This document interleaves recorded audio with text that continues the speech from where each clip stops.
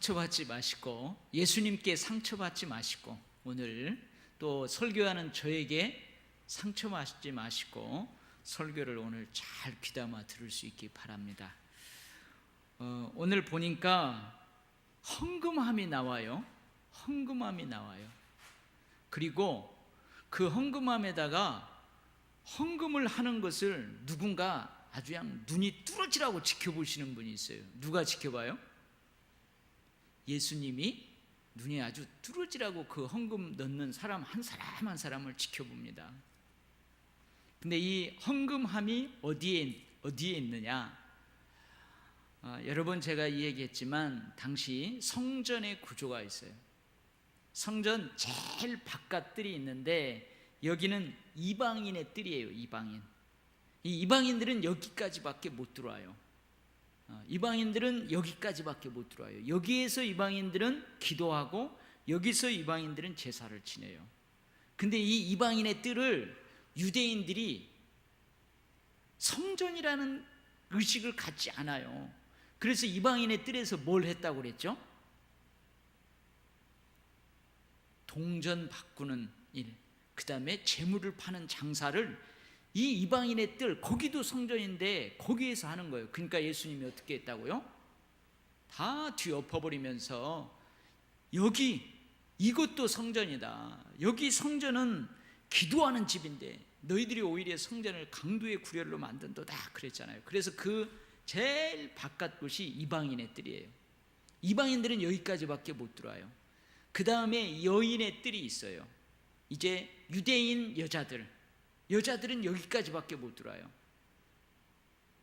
근데 이 여인의 뜰 다음에 이제 이스라엘 일반 남자들이 들어가는 뜰이 있어요. 그러니까 이스라엘 남자들은 이방인의 뜰도 여인의 뜰도 그리고 여기도 들어갈 수 있어요. 근데 이 여인들은 남자들이 들어가는 이 뜰을 못 들어가요. 그 다음에 성소가 있고 지성소가 있어요. 근데 이 여인의 뜰 벽에 뜰에 나팔 모양을 새겨놓은 13개의 헌금함이 있었대요. 그 당시 이제 연복회라고 하죠. 헌금함이 13개가 거기에 쭉 놓여져 있었대요. 그래서 이제 성전에 찾아오는 이들이 그 헌금함에다가 헌금을 하는 거예요. 헌금을. 근데 이것을 누가 지켜본다고요? 헌금함이 이쪽에 있으면은 그 맞은편에서 헌금을 하는 것을 잘 볼 수 있는 그 위치에 예수님이 딱 앉아서 헌금하는 사람을 뚫어지게 쳐다보고 있는 거예요. 오늘 말씀에 보니까 어떻게 해요? 어떻게 헌금함에 돈 넣는가를 보실세, 그렇게 되어 있어요. 우리 지금처럼 이렇게 헌금 봉투가 다 돼 있는 게 아니에요. 헌금 봉투가 되어 있어서 딱 이렇게 넣는 게 아니에요. 그냥 자기가 가지고 온 그 돈을 이렇게 넣는 거죠. 어떻게 헌금함에 넣는가를, 어떻게 헌금함에 돈 넣는가를 보시니라 할 때 돈을 그 헌금함에다가 두 손으로 이렇게 드리는가, 아니면 그냥 한 손으로 드리는가, 아니면 그냥 던지듯 드리는가, 이것을 본다는 게 아니에요. 어떻게 헌금하는가를 보는데, 어떻게 헌금함에 돈을 넣는가를 지켜보는데 두 가지 의미가 있어요. 첫 번째는 예수님이 뭘 봐요? 뭘 보냐면 헌금하는 액수를 봅니다. 헌금하는 액수를 봐요. 오늘 보면은 이렇게 되어 있죠. 어떻게 헌금함에 돈 넣는가를 보실세 여러 부자, 여기서 여러 많은 부자들이 헌금을 해요. 근데 보니까 부자들이 헌금을 어떻게 한다고요? 많이 해요. 그러니까 헌금하는 액수를 딱 보니까 예를 들면 부자들이 막 100만 원, 어떤 사람은 200만 원, 어떤 사람은 300만 원, 400만 원, 1000만 원, 헌금함에다 그렇게 하는 것을 본다는 거예요. 액수를 봐요. 액수를 지금 예수님이 뚫어지게 보고 있어요. 산술적인 액수를 보고 있어요. 그리고 가만히 보니까 가난한 사람들은 헌금을 하는 걸 이렇게 보니까 가난한 사람들은 대부분 안 해. 가난한 사람들은 대부분 헌금을 안 해요. 물론 하는 사람도 있는데 오늘 좀 강조하는 게 있어요. 여러분 오늘 성경을 자세히 보세요.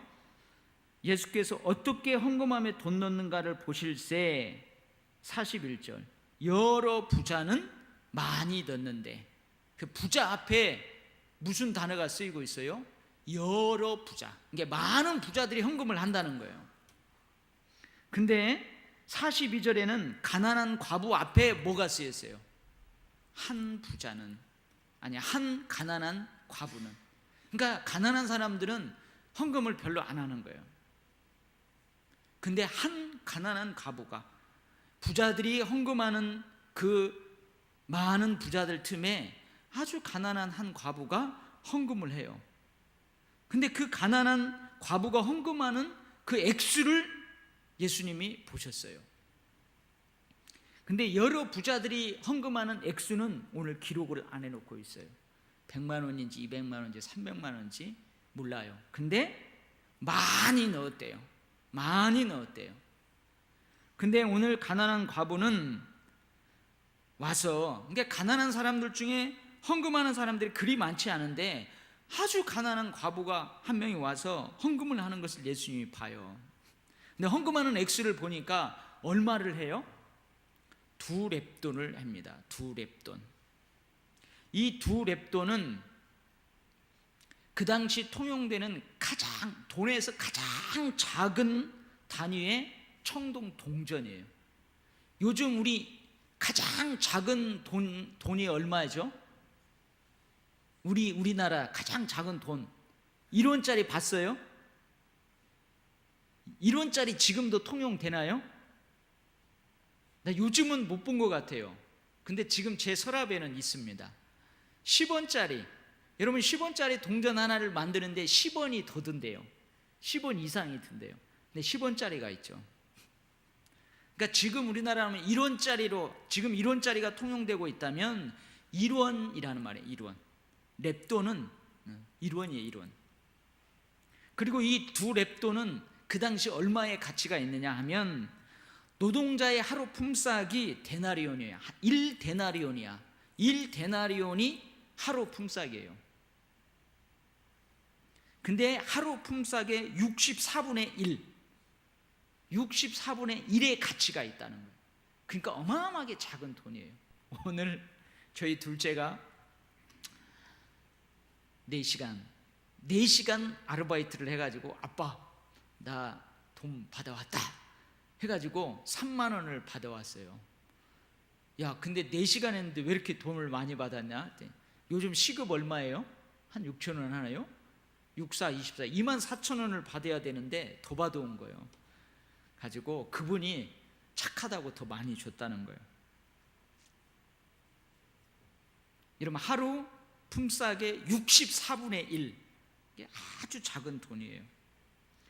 그래서 오늘 성경을 읽을 때 로마 그리스도인들도 알 수 있도록 로마 화폐의 단위로 친히 해석까지 해주고 있어요. 2렙돈 곧 한 고드란트. 로마 화폐 단위로 하면 한 고드란트예요. 그러니까 여러분 얼마나 적게 드리는 거예요. 만약에 하루 품삯이 10원이다 그러면 얼마를 드리는 거예요? 한 64전을 드리는가요? 64전, 1원도 아니고 64전을 드리는 건가? 그렇게 드리는 거예요. 그 헌금하는 액수를 주님이 보고 계세요. 근데 어떻게 헌금함에 돈을 넣는가를 지켜보신다 할 때 첫 번째는 산술적인 액수를 주님이 보시는 거예요. 근데 두 번째로 이것만 보시지 않아요. 또 뭘 보냐? 헌금하는 사람의 마음의 헌금 액수를 보세요. 마음의 헌금 액수를 보세요. 마음, 정성적인 액수를 보신다는 거죠. 실제 있었던 일인지 어떤 일인지 모르겠어요. 가끔 제가 청년 때에도 목사님들이 헌금하는 자세에 대해서 가르칠 때에 종종 들었던 이야기예요. 저도 들었던 이야기고 부흥회 할 때 부흥 강사 목사님한테 들었던 얘기예요. 여러분 잘 안 믿는 남편이 있었어요. 이제 막 믿는 남편이 있었어요. 교회를 가게 됐어요. 아내는 잘 믿어. 가지고 여러분, 우리 교회처럼 이제 헌금 시간이 됐고 헌금 바구니가 이렇게 돌아가는데 이 남편이 그래 사회적 지위와 명성이 있지. 헌금 바구니가 이렇게 돌아오는데 누구 남편이라는 걸 다 알아. 사람들이 저 권사님 남편이 교회에 나왔다는 거 알아. 근데 헌금 바구니가 오는데 헌금을 안 하면 자기 체면이 있잖아요. 헌금 바구니가 점점 오니까 여기 안에서 지갑을 막 꺼내가지고 막 이렇게 찾다가 어메 1,000원짜리를 못 찾았어. 갖고 엄격거래 양 10만원짜리 수표가 떡 잡혀가지고 10만원짜리를 한 거예요. 그리고 집에 와가지고 너무 아까운 거죠. 여보, 오늘 내가 진짜 내가 내 체면 때문에 어떻게 헌금을 한다고 했는데 엄격거래 하는 것이 내가 1,000원짜리 한 장 하려고 했는데 10만원짜리 수표가 어떻게 그냥 잡혀가지고 10만원짜리를 했다고.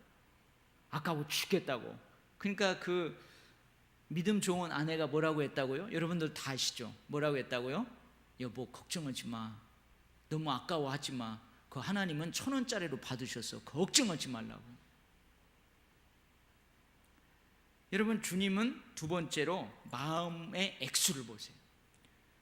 정성의 액수. 정성의 액수라고 표현하지만 정성을 보신다는 거죠. 자, 부자들은 과부보다 실제 산술적인 금액은 많이 넣었어요.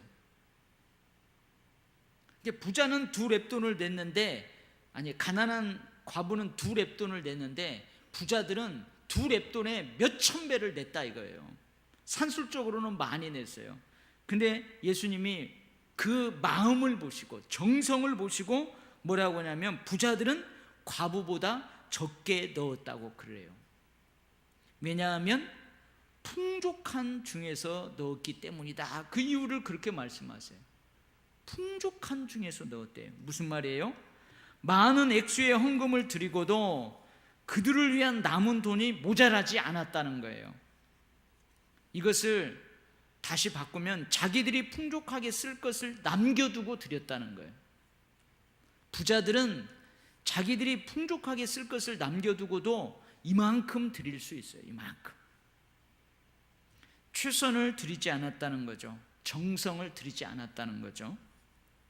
근데 과부는 모든 부자들보다 많이 넣었대요.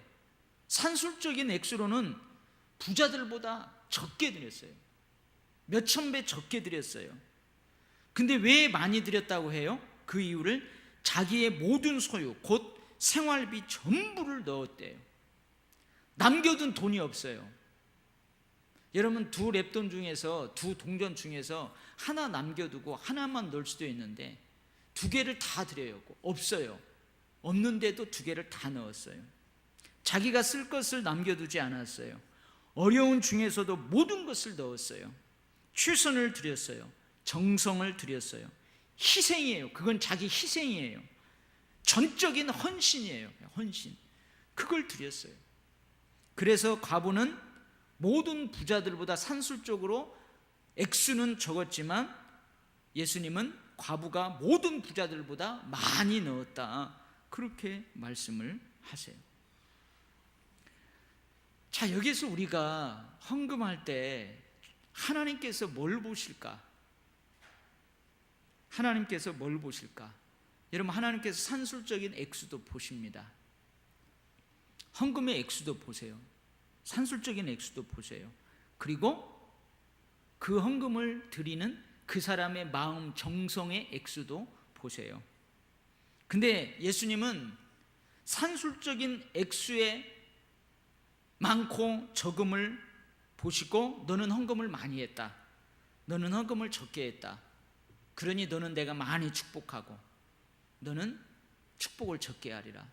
너는 많이 드렸으니까 있는 자에게는 내가 더 많이 축복하고 너는 적게 드렸으니까 없는 자는 있는 것까지도 빼앗기리라.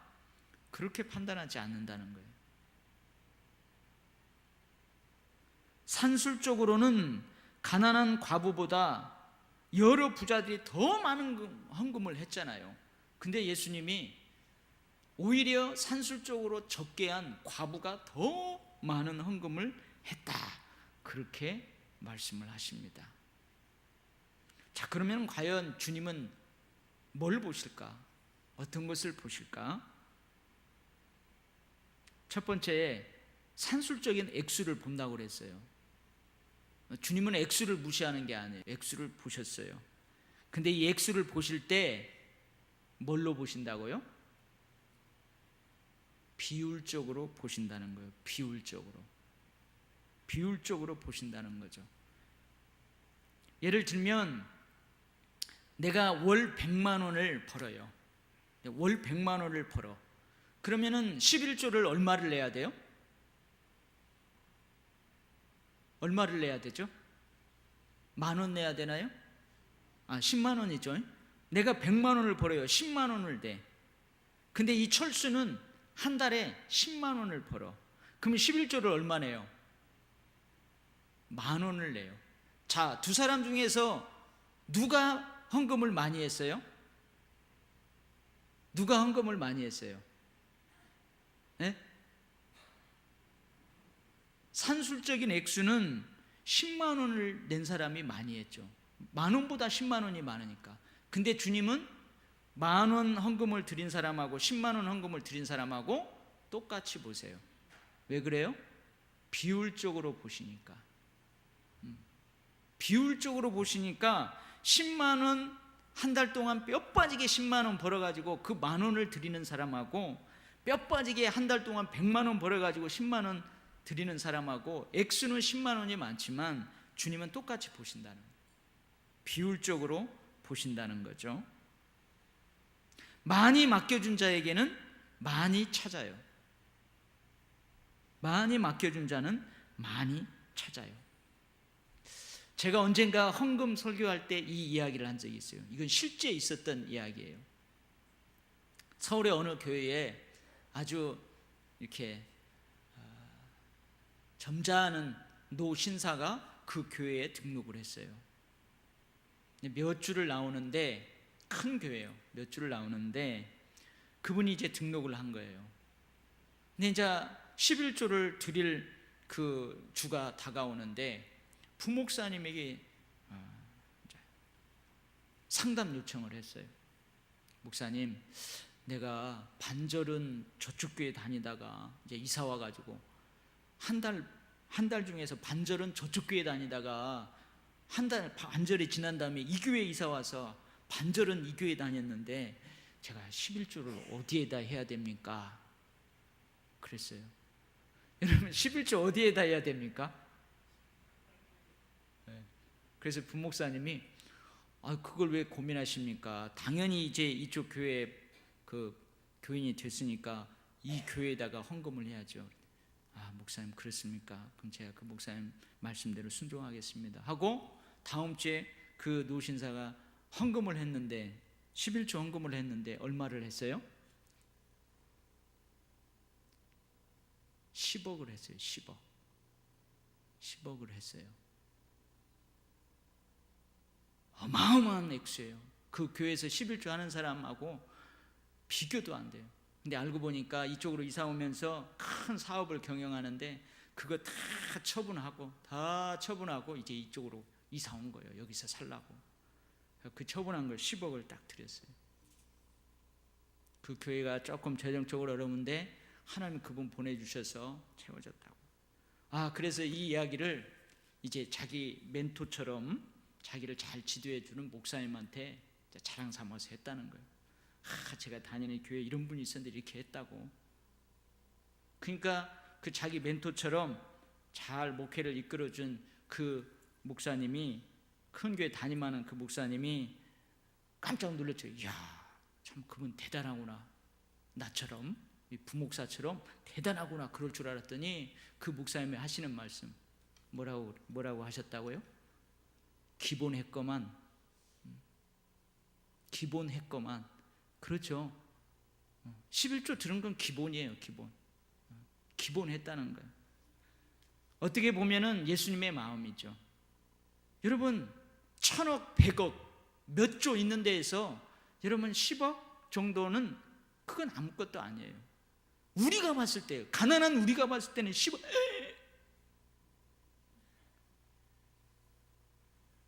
비율적으로 주님이 헌금의 많고 적음을 보신다는 거예요.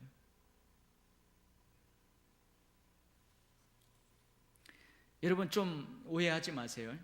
좀 하나님 보이지 않으니까 보이는 목사를 한번 예로 들어서 이렇게 해보죠. 만약에 어느 교회에 담임 목사가 있어요. 근데 명절이 됐어. 근데 명절이 됐으니까 목사님이 평상시에 영적인 양식을 날 먹였으니까 우리 목사님 명절이니까 육적인 양식 내가 먹이는데 당연한 거지. 그래가지고 명절 됐다고 이제 성도님이 있어요. 근데 한 분 성도님은 엄청 부자예요. 사업을 하는데 막 한 달에 하나님께서 어떻게 축복해 주시는지 11조도 많이 하고 엄청 부자예요. 근데 그 사람은 사과 한 박스를 사갖고 왔어요. 목사님 1년 동안 늘 저에게 영의 양식을 책임져 주시고 너무 감사합니다. 사과 한 박스를 사가지고 왔어요. 근데 한 분은 정말 가난하죠.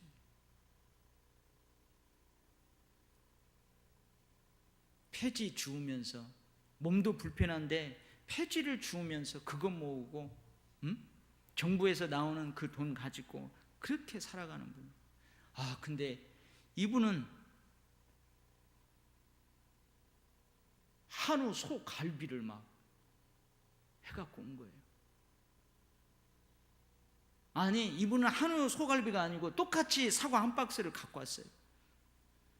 여러분 하나님이 오늘 주님이 누구를 보고 기뻐하시는 거예요? 누가 더 정성을 다하고 최선을 다하고 희생했고 헌신했다고 하는 거예요? 여러분 비율적으로 주님이 보신다는 거예요. 자, 그 다음에 두 번째 주님은 뭘 봐요? 드리는 사람의 마음, 정성, 헌신, 희생을 보세요. 이 두 가지를 주님이 보신다는 사실이에요. 내 보물이 있는 그곳에는 내 마음도 있느니라. 제가 이 말씀을 읽으면서 나 자신을 돌아봤어요. 황 목사야, 너는 네가 드리는 헌금이 네 보물이냐? 네가 드리는 헌금의 액수하고 상관없이 진짜 네가 하나님 앞에 드리는 그 헌금은 너의 보물이냐? 그냥 먹다 남은 거 주고 내 쓸 것 떼어놓고 그냥 이거 없어도 되니까 드리고 그러냐? 아니면 네가 정말로 하나님이 주신 것 중에서 조그마한 액수를 드린다 할지라도 네가 이것을 보물로 드리냐? 보물처럼 드리느냐? 여러분 물질이 있는 그곳에 마음이 있다 그러죠. 물질이 많고 적음의 문제가 아니고 그 물질이 나의 보물이냐 그 말이에요. 나의 보물이냐.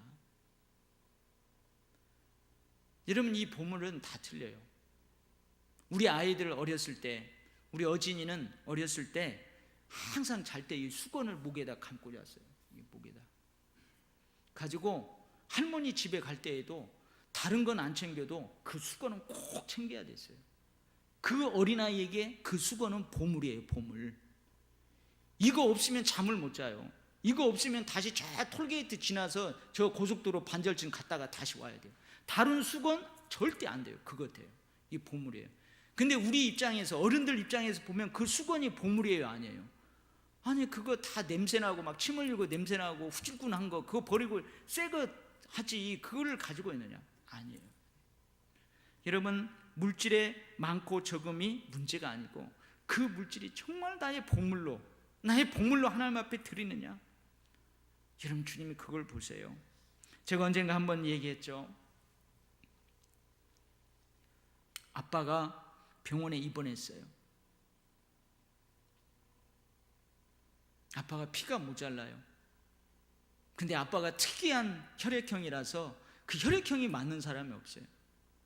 근데 어린 그 아이가 어린 딸이 혈액형이 맞는 거예요. 그래서 이 아이 헌혈하면 안 되는데도 이 아이의 피가 필요해요. 그래서 의사 선생님이 그 아이를 설득합니다. 아야, 너 아빠가 이렇게 아빠 죽으려고 하는데 네 피를 좀 헌혈해 줄 수 있겠니? 물어봤어요. 그랬더니 이 아이가 갑자기 얼굴이 하얗게 질리는 거예요. 그러더니 그 의사 선생님한테 의사 선생님 제가 하루만 생각해보고 헌혈을 하든지 안 하든지 결정하면 안 되겠어요? 그러는 거예요. 좀 이 녀석 좀 특이하구나. 그래서 그래 너 하루 정도만 한번 고민하고 다음날 한번 나하고 얘기하자. 근데 이 아이가요 하루 동안 기도하고 고민하고 그리고 다음날 내가 아빠를 위해서 헌혈하겠다고 결정을 딱 했어요. 그리고 헌혈을 합니다. 그 의사 선생님이 궁금하잖아요. 그래서 얘야 아니 너 헌혈하는데 왜 하루 정도 이렇게 기도하고 고민하고 그런다고 그랬니? 그랬더니 이 아이가 하는 말 자기는 자기 피를 뽑으면 죽는 줄 알았대요. 자기 피를 뽑아서 헌혈하면은 자기는 죽는 것으로 알았대요. 그러니까 내가 아빠를 위해서 이 헌혈을 하면 내가 죽잖아요. 그러니까 내가 아빠를 위해서 피를 주고 죽을까 말까를 하루 동안만 고민하고 내가 헌혈을 결정하겠다고 그런 거예요. 근데 이 아이는 아빠에게 피를 준 게 아니고 뭘 준 거예요?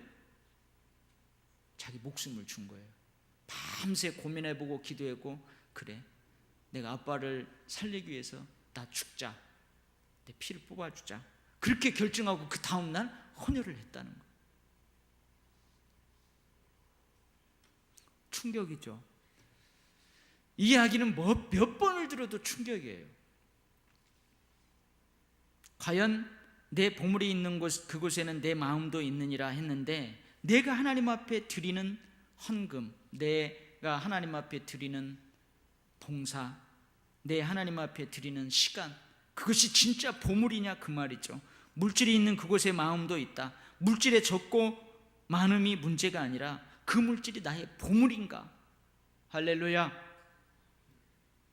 여러분 누가복음 18장 10절로 14절 말씀에 어떻게 보면 오늘 본문하고 동일한 주제의 내용이 나와요. 사건 자체는 다르지만 던져주는 메시지는 동일해요. 그게 뭐냐면 성전으로 올라가서 기도하는 두 부류의 사람이 나옵니다. 두 사람이 나와요. 한 사람은 누가 나오냐면 바리새인이 나와요. 근데 이 바리새인이 성전에 올라가서 아주 성소 가까이 나아가서 하늘을 우러러보며 두 손을 높이 들고 기도합니다. 하나님, 저는 다른 사람들과 같지 아니한 것을 감사합니다.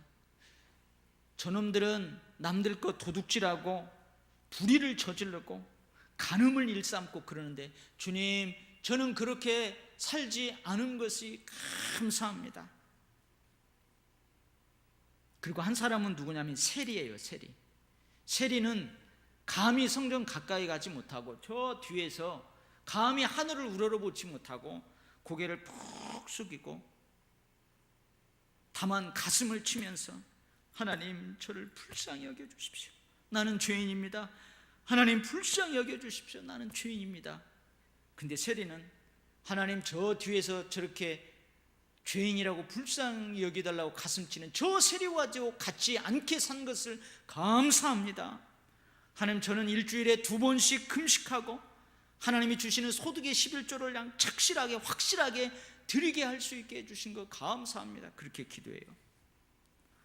여러분 이 두 사람 중에서 누가 의롭다 하심을 받고 집으로 내려갔대요? 세리가 의롭다 하심을 받고 집에 내려갔대요. 여러분 바리새인이 하나님 앞에 고백하는 그 고백이 거짓이었을까요? 저 사람들처럼 토색하지 않고 불의를 저지르지 않고 간음하지 않았어요. 그렇게 살았어요. 바리새인. 여러분 바리새인들하고 다 나쁜 놈들이 아니라고 그랬잖아요. 저 세리처럼 안 살았어요. 바리새인. 일주일에 2번씩 금식하고 소득의 11조를 하나님 앞에 잘 드렸어요. 이 바리새인은 드렸어요. 사실이에요. 근데 하나님 앞에 나와서 이렇게 기도하는 바리새인이 의롭다함을 얻지 못했대요. 근데 세리는 어떻게 해요? 감히 멀리 서서 눈을 들어 하늘을 쳐다보지 못하고 다만 가슴을 치며 하나님이여 불쌍히 여기소서 나는 죄인이소이다. 근데 이 세리가 의롭다 하심을 받고 그 집에 내려갔대. 여러분 오늘 사건은 전혀 다르지만 던져주는 메시지는 중심 주제는 비슷해요. 같아요. 여러분, 제가 여기까지 설교를 준비한 다음에 이제 성도들의 입장에서, 제 입장에서 생각을 해봤어요. 이게 중요한 거죠. 이 말씀을 묵상하고 내 삶에 적용하는 게 중요한 거죠.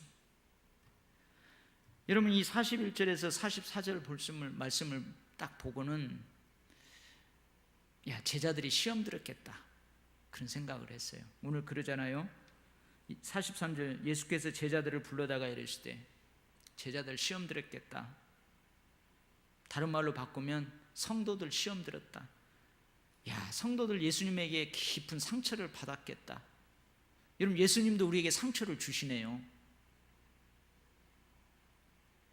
아니, 어찌 예수님이 헌금하는 것을 그 뚜렷하게 액수까지 다 보실 수 있어요?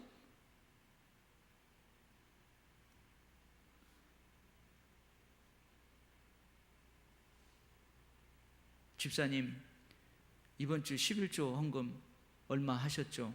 집사님, 원래 이거 조금 11조 까먹은 것 같은데요, 다른 데다가 한 것 같은데요. 만약에 목사인 제가 그렇게 얘기했다고 보세요. 그 성도 시험 들어요. 아니, 목사님 어떻게 내 헌금 액수를 다 보시고 그걸 또 가지고 뭐 잘했네 안 했네. 야, 저 목사 사입이 아니야? 내 이런 교회 안 다녀. 여러분, 상처 받을 수 있어요, 없어요? 여러분, 헌금할 때 제가 뒤따라다니면서 일일이 헌금하는 거 다 보고, 잠깐만 집사님 얼마 있는가 이렇게 보고, 아니 그럴 리 없지만 예수님의 이 행동을 조금 리얼하게 표현하자면, 제가 예수님은 아니지만 여러분 목회자가 그렇게 했을 때 여러분 시험들 다 시험 들어요. 뒤로 다 나가 자빠져 떨어져요. 사실은 저는 다 알아요. 우리 재정부도 다 알아요. 그래서 재정부에 아무나 임명하지 않는 이유가, 다 알아도 침묵해야 돼요. 저도 다 알아요. 다 알아요. 물론 목회하는 데 있어서 제가 그거 헌금하는 자세라든지 헌금하는 액수를 보고 예수님이 이랬던 것처럼 그 사람의 신앙적인 지도라든지 그런 것들을 기도 제목으로 삼지만 여러분 다 알아요. 다 안다는 거죠.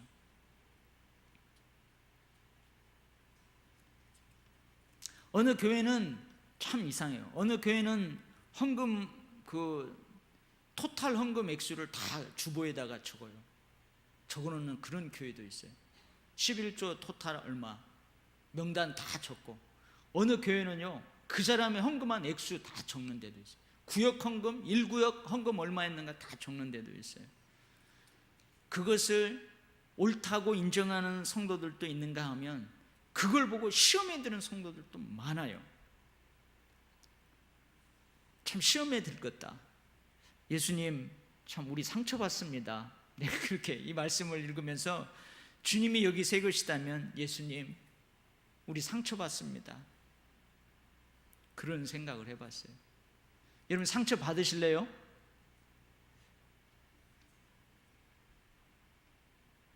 그 다음에 그것도 상처가 되지만 이것도 상처가 되겠다.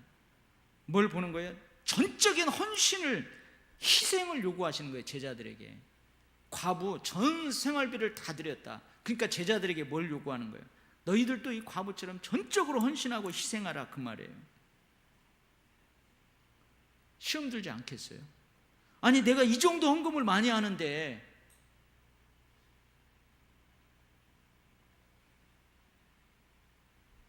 제가 여러분의 그 가정 형편을 다 알고 여러분들이 헌금하는 것을 보고, 집사님 내가 보니까 다른 사람에 비해서 많은 헌금을 하지만 집사님 그거 힘에 지나도록 그 하는 거 아닙니다. 기본 하고 있네요. 좀 더 보물처럼 정성 다해서 헌금을 좀 더 하나님 앞에 힘써 드리십시오. 예, 목사님 그동안 제가 깨닫지 못했었는데 목사님 그렇게 조언해 주셔서 감사합니다. 그럴 사람이 얼마나 될까요? 내가 그래도 이 교회에서 이 정도 헌금을 하는데, 아니 더 헌신, 전적인 헌신을 하라고요? 더 희생을 하라고요? 시험 들어요. 헌금을 많이 하는 사람은 좋아하고 헌금을 적게 하는 사람은 싫어한다. 여러분 그렇게 오해할 수도 있고 시험 들을 수 있다는 거예요. 근데 아닙니다. 헌금의 많고 적음이 아니라 그 사람의 헌신과 섬김과 봉사, 희생을 보아요. 여러분 저도 신대원을 제가 6년, 7년, 8년 98년에 대학원을 졸업하고 97년 2학년 때부터 제가 전도사를 했으니까 벌써 목회 시작한 지가 꽤 됐죠. 꽤 됐어요. 여러분 목회하면서요 많은 오해도 받습니다. 헌금과 관련돼서 많은 오해를 받아요. 어떤 사람은요 저한테 이런 이야기까지도 하시는 분 있어요. 목사님은 돈 많은 사람만 좋아합니다. 헌금 많이 하는 사람만 좋아합니다. 돈 없고 헌금 적게 하는 사람은 목사님 사랑하지 않고 좋아하지 않습니다. 이런 이야기도 듣고요 많은 오해를 받았어요. 근데 여러분 오해하지 마세요. 내 뒤에 가서 이야기하는데요, 여러분 헌금을 목사들이 설교할 때 헌금을 강조하는 게 아니에요. 헌금하는 것을 잘 가르치는 거예요. 여러분 오늘 또 이 설교를 듣고 오늘 수요 예배라서 다행히 믿음 좋은 성도들만 나왔는데, 여러분 지금 제가 헌금을 강조하는 게 아니에요. 헌금을 잘 드릴 수 있도록 가르치는 거예요. 헌금을 바르게 드려야 하나님이 기뻐하세요. 여러분 헌금을 드리면은 하나님이 축복해 주시는데, 축복을 받을 만하게 액수뿐만 아니고 마음의 액수도 그렇게 하나님 기뻐하시게 드려야 될 거 아니에요. 그걸 가르치는 거예요. 여러분 헌금할 때 이제 저도 마찬가지예요. 저도 목회할 때 이 헌금과 관련돼서 저에게도 깨닫는 바가 있어요. 하나님께서 저에게도 주시는 게 있어요. 여러분 헌금할 때 비교하지 마시기 바랍니다. 비교하지 마시기 바랍니다. 누구는 많이 했고 누구는 적게 하고, 그러니까 산술적 액수를 보고 비교하지 마세요. 주님은 비교해서 판단하는 게 아니고 비율적으로 보신다는 사실이에요. 그 다음에 헌금에 대해서 오해하지 마시기 바랍니다. 누구누구를 보고 드리는 것이 헌금이 아니에요. 목사님을 보고 헌금을 드리는 게 아니에요. 그 교회의 형편을 보고 헌금을 드리는 게 헌금이 아니에요. 주님께 드리는 거예요. 아멘. 그 교회가 재정이 넉넉하고 부요하고 그래도 그 교회 그걸 보고 드리는 게 아니에요. 그 교회가 재정이 열악하고 재정이 마이너스고 그러니까 내가 그걸 보고 드리는 게 아니에요. 주님께 드리는 거예요. 여러분 헌금은 남은 것으로 드리는 게 아닙니다. 그 정도는 내게 없어도 돼. 물론 1년 동안 헌금을 딱 하나님 앞에 드린 다음에 자기 자신도 깜짝 놀랄 수 있어요. 야, 내가 1년 동안 하나님 앞에 이만큼의 헌금을 드리고도 내가 부족함이 없이 살았구나. 이건 감사의 고백인 거죠. 내가 그거 없이도 살아도 돼, 이런 고백이 아니고 감사의 고백인 거죠. 그런 감사의 고백이 있도록 드리는 거예요. 하나님께 드리는 헌금은 내 보물로 드리라. 아멘. 여러분 많고 산술적인 액수의 많고 적음을 떠나 여러분 하나님께 드리는 헌금은 보물로 드리십시오. 보물로 드리세요. 참 옛날에 참 저희 어머니도 그런 적 봤어요. 제 장모님도 그런 적 보고 했는데, 옛날에는 그 플라스틱 돈이 없었던 때잖아요. 카드가 없었던 때는 다 현찰로 하잖아요. 그러니까 현찰이 이 사람한테도 가고 저 사람한테도 가고 막 돌고 돌다 보니까 새 돈이 별로 없어요. 다 꾸깃꾸깃하고요. 어떤 때는 찢어지고요. 어떤 때는 막 그 투명 테이프로 붙여지기도 하고 그랬어요. 그러면은 주일날 헌금을 하려면은 어떻게 해요? 우리 할머니, 그 순교하신 할아버지가 순교하신 그 증조 할머니, 그 할머니 보면 그 1,000원짜리, 5,000원짜리, 그때 5,000원짜리도 거의 없죠. 그 백환 이런 거 갖다가 꾸깃꾸깃 한 거 이렇게 놓고 어떻게 해요? 물 해갖고 푹 해가지고 그거 대리미로 빳빳하게 해가지고 주중에 딱 준비해서 드려요. 여러분 그거 꼬깃꼬깃 해도 그 1,000원의 돈의 가치는 1,000원 그대로예요. 빳빳이 펴 있어도 그것이 2,000원 되는 게 아니에요. 3,000원 되는 거 아니에요. 근데 이게 하나님 앞에 드린다고 생각하니까 막 그렇게 드리는 거죠. 정성을 다해서 드리는 거죠. 액수하고 상관없이. 여러분, 요즘은 여러분 직장에서 월급 다 봉투로 그 쇠푸대 종이, 그 누런 황색 그 쇠푸대 종이에다가 넣어가지고 월급 받아요? 안 그렇죠. 통장으로 다 계좌이체해요. 그러니까 정성을 더해야 돼요. 은행에 가가지고 은행에 가서 뽑으면서 내가 이번에 이만큼 11조를 해야 되는데 계산 다 해가지고 뽑으면서 그 정성을 다, 어떻게 보면 그것도 정성이에요. 미리 해가지고 다 봉투에다가. 가끔 제가 그랬죠. 우리 교인들 헌금 봉투 이렇게 보면은 제가 와가지고 11조 헌금 봉투랑 새 걸로 다 만들었는데 옛날 거 그 11조 봉투에다가 이렇게 넣어갖고 있어요. 옛날에 우리 원로 목사님 목회할 때 그 썼던 11조 헌금 봉투에다 넣어가지고 헌금하는 사람들이 있어요. 대체 이 봉투가 어디서 났을까요? 제가 좋게 해석하긴 데는 이분은 주중에 딱 준비하시는 분이에요. 그래서 옛날에 11조 헌금 봉투를 집에다 많이 갖다 놓은 거예요. 그리고 아직도 남을 만큼 갖다 놓은 거예요. 그 주중에 거기다가 다 해가지고 드리는 거예요. 여러분, 하나님께 드리는 헌금은 산술적 액수가 적든 많든 내 보물로 드릴 수 있기를 바랍니다. 아멘. 그 다음에 여러분, 목사에 대해서 오해하지 마세요. 오늘 예수님에 대해서도 오해하지 마세요. 목사에 대해서도 오해하지 마세요.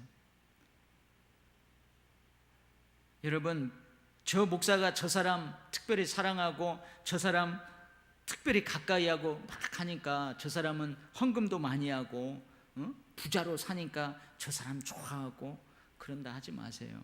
예수님은 뭘 보아요? 그 헌금 액수를 보는 게 아니고, 그 사람 헌금을 보는 게 아니고 그 사람의 헌신을 보는 거예요. 여러분, 저 사람이 산술적으로 할 때 헌금을 적게 하더라도 그 헌신하는 거 한번 보는 거예요. 누가 그거 안 하려고 그래요? 누가 안 와요? 근데 주중에 자기가 시간 내갖고 와서 남들이 알아주든 안 알아주든 그거 하는 거예요. 여러분, 그거 보고 사랑하는 거예요. 그거 보고 그 사람을 더 축복하는 거예요. 섬김, 봉사, 희생, 그걸 보는 거예요. 그래서 여러분, 오늘 예수님에게도 상처받지 마시기 바랍니다. 헌금을 뚫어지게 쳐다보고 액수까지 보시는 그 예수님 보고 시험 들지 마세요.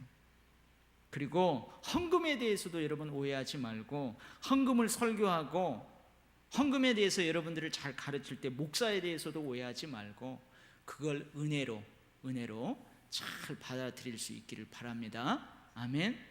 오늘 이 설교를 들으신 분은 이번 주일부터 헌금하는 마음의 자세가 다를 거예요. 기도하겠습니다. 하나님 아버지, 하나님께서 교회를 세우셨고 성부, 성자, 성령 하나님이 이 교회의 주인이시지 않습니까?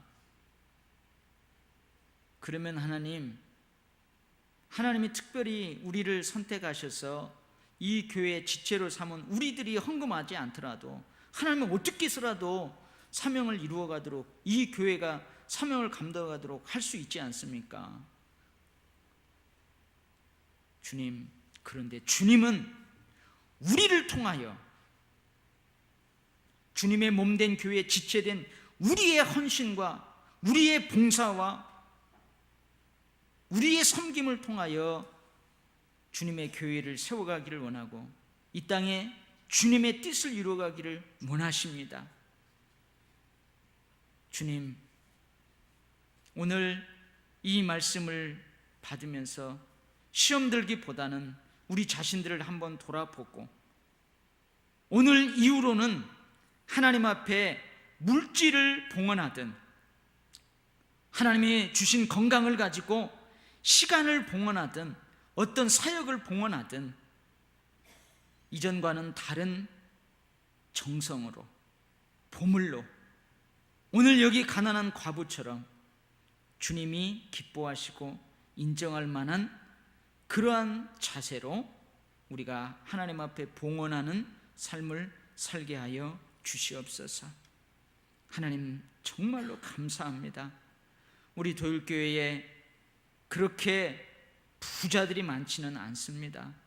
그래도 우리 어렵고 힘들었는데 티끌모아 태산이 되는 것처럼 주님 정성을 다하고 힘에 지나도록 헌신한 봉헌자들이 있었기에 우리 도율교회가 이제 이 자리에 왔습니다. 주님 감사합니다. 주님 축복하여 주시옵소서. 갚아 주시옵소서. 앞으로도 하나님이 기뻐하는 자들이 우리 도율교회에 더 많아지게 하시고, 하나님 그래서 하늘문의 창고문을 활짝 여시고 마음껏 쏟아붓는 것을 다 받아 누리는 성도들이 많아지기를 원합니다. 주님 우리 도율교회를 축복하시고, 오늘 특별히 이 말씀을 주의 음성으로 듣는 여기 머리 숙인 주의 사랑하는 백성들을 특별히 축복하여 주시옵소서. 감사드리며 예수님 이름으로 기도하옵나이다. 아멘.